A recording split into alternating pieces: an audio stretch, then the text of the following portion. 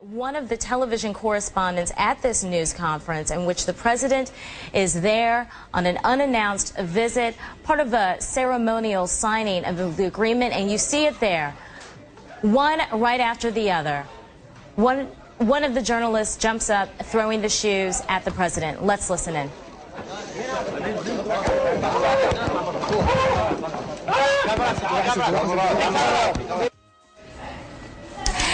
And we have been looking at video that just arrived here a few moments ago, video of a news conference with President Bush and Prime Minister Nouri al-Maliki as they talked about their signing of this agreement, the Status of Forces Agreement and Strategic Agreement. Let's listen in to the reaction.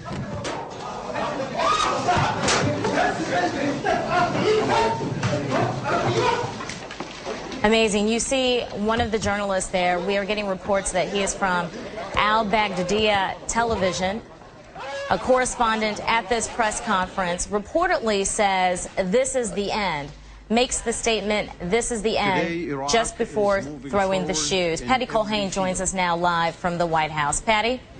Hey, Christina, how are you? As you've just seen the video, President Bush, we should point out, was not injured. As you saw, the shoes sailed over his head. And I'm just going to ask if we could switch the monitor real quick so I can see what you're seeing. We do know that Dana Perino, though, has a bit of a black eye. Apparently, she was caught in the melee to get a hold of this television reporter and got a microphone in her eye. So Dana Perino, the White House spokeswoman, has a bit of a black eye. You're seeing the video here.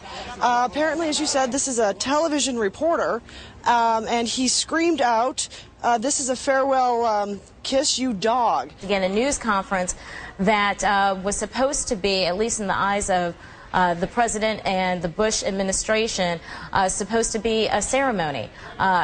An agreement being reached by the governments, the U.S. as well as Iraq, positioning troops, potentially positioning troop withdrawal by the year 2011.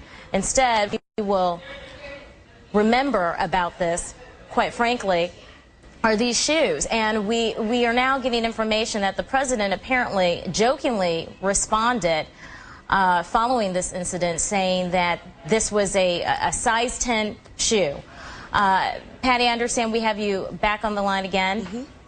Yeah, the president really did joke about this. He said, all I can tell you is it's a size 10, and then continued to take questions. Right before this incident, he had talked about this agreement, the Status of Forces Agreement that you mentioned, that he flew into Baghdad to celebrate, saying that it shows that Iraq and the U.S. are now on solid footing. And that was before this incident happened. At the end of the day, you know, how much real danger was he in? I mean, this was an insulting thing. It was a chaotic moment.